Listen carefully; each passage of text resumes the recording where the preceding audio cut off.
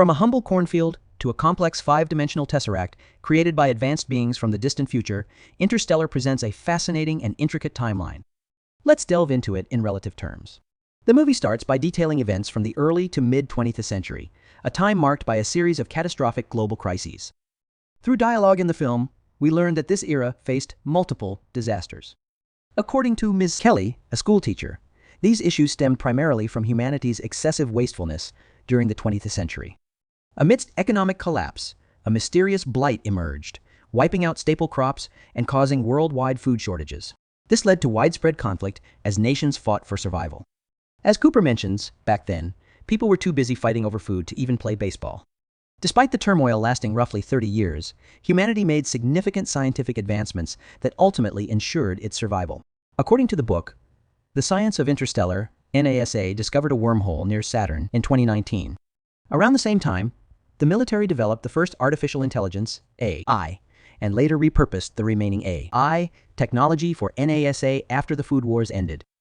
NASA then used this breakthrough to send probes through the wormhole, identifying 12 potentially habitable exoplanets. In an early scene, Cooper and his children chase a malfunctioning drone to salvage its solar cells. Cooper identifies it as an Indian Air Force surveillance drone that had been flying aimlessly for years. Delhi mission control went down same as ours 10 years ago. Through this scene and other dialogue, it becomes clear that the food wars had ended roughly a decade before the current timeline of the movie. Following the wars, nations focused their efforts on cultivating the crops that had survived, ushering in an era dominated by farming. For Cooper and his family, this period was relatively uneventful, apart from worsening dust storms and the blight. However, a select few individuals made groundbreaking advancements for humanity's future. During this time, NASA secretly launched the first manned missions beyond the solar system, known as the Lazarus missions. Acting on data gathered from earlier probe missions, NASA sent 12 astronauts through the wormhole, each tasked with exploring a different potentially habitable planet. Their outcomes, however, remained a mystery for years. According to Christopher Nolan, the wormhole was discovered in 2019. In the film, Romilly mentions that this occurred 48 years ago, placing the start of Interstellar in the year 2067. By this time, humanity had spent a decade in a farming-centric age, but survival was becoming increasingly precarious as the blight continued to wipe out crops one by one. As Cooper laments, wheat disappeared 7 years ago, okra this year. Now there's only corn. The situation had deteriorated to such an extent that most people seemed resigned to their fate, passing the time with corned beer or similar distractions, awaiting the inevitable. The crisis had even impacted education. The once prestigious network of U.S. universities had been reduced to a handful of small academies that served only the most exceptional students. This is why Cooper's son, Tom, is deemed fit solely for farming, as his school principal informs him. Murph, on the other hand, exhibits a remarkable aptitude for science, which leads her to investigate and interpret strange phenomena occurring in her bedroom. These phenomena turn out to be messages sent by Cooper himself from the future. This revelation introduces the movie's complex time travel paradox. The anomalies in Murph's room manipulate objects to deliver messages using Morse code for English words and binary to communicate coordinates. Guided by these messages, Cooper and Murph eventually uncover their shared destiny at NASA's headquarters, hidden within an old NORAD bunker. In 2067, Cooper reluctantly agrees to join NASA after being persuaded by Professor Brand and driven by his dissatisfaction with a stagnant, unprogressive life. Amelia Brand, Professor Brand's daughter, and an accomplished scientist, gives Cooper a tour of NASA's underground labs. Cooper accepts the mission to pilot the Endurance, a spacecraft tasked with navigating through the wormhole, analyzing the data from the 12 Lazarus mission astronauts, identifying the most viable planet for humanity's future, and transmitting the findings back to Earth. Shortly after Cooper agrees to the mission, the Endurance launches. The crew includes Cooper, Brand, Romilly, Doyle, and 2 AI robots TARS and CASE.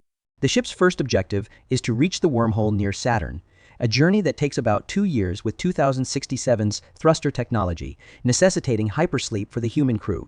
When they awaken in 2069, the crew approaches the wormhole. Despite its monumental significance, their transit through the singularity lasts only a minute. Emerging on the other side, they evaluate their options and decide to investigate Miller's planet first. This is where the journey takes a strange turn. The expedition to Miller's planet introduces the crew to time dilation, a phenomenon caused by the planet's proximity to the black hole Gargantua. On Miller's planet, 1 hour equals 7 years on Earth. Upon landing, they find that the signal they followed is coming from the wreckage of Miller's ship, with no sign of the astronaut herself. It doesn't take long for them to understand why. The planet's extreme gravity, influenced by Gargantua, creates colossal tidal waves that perpetually flood the water-covered world. The crew's frantic attempt to escape Miller's planet ends tragically, with Doyle's death, and stretches their stay to roughly 3 hours.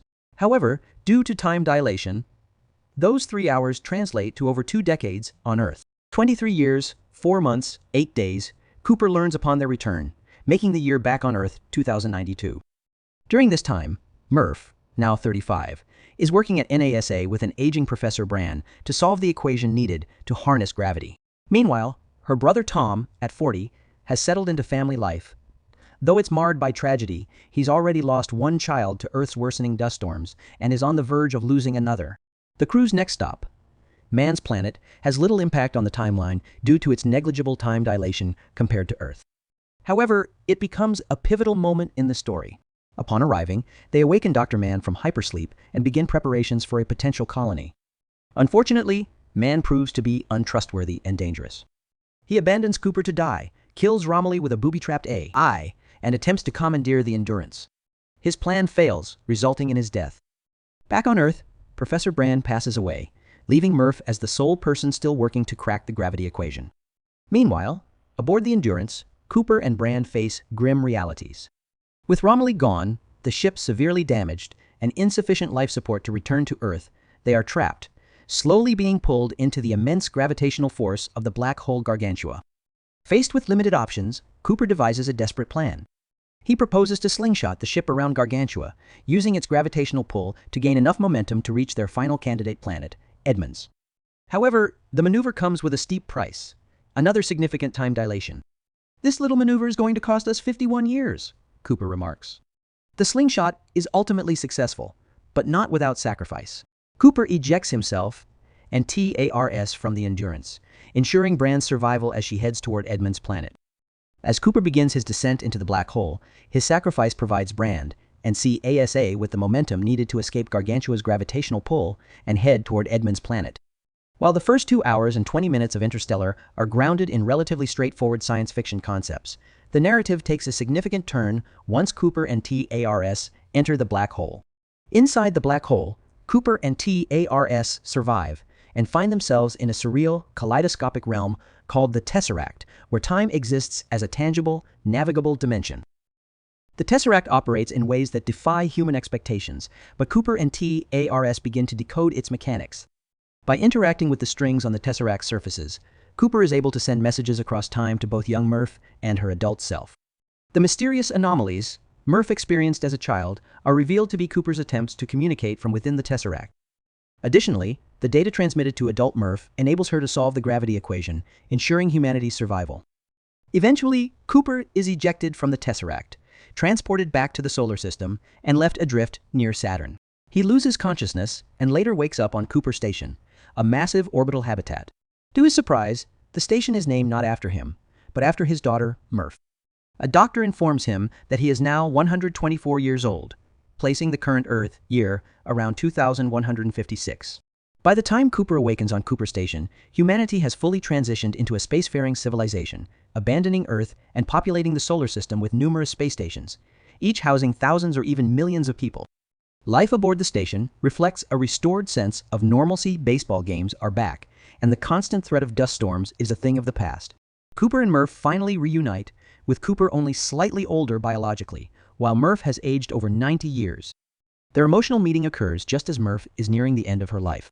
In a heartfelt exchange, Murph entrusts Cooper with one final mission: to find Brand.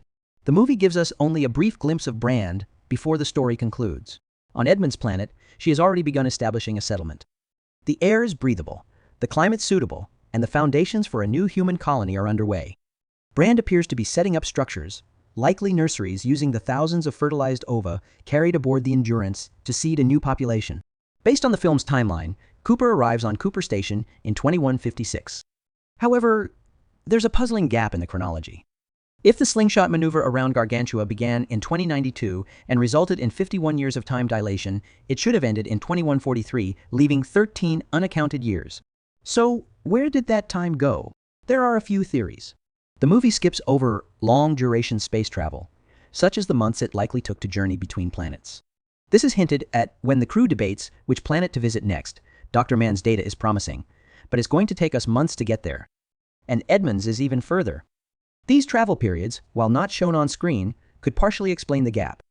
Another theory suggests Cooper may have experienced additional time dilation, either while leaving the Tesseract or during his time inside it. Ultimately, the exact timeline remains intentionally ambiguous, reflecting the film's open-ended nature. While these unanswered questions spark debate, they don't diminish the thematic weight of the story. As Cooper quips earlier in the film, that's relativity, folks.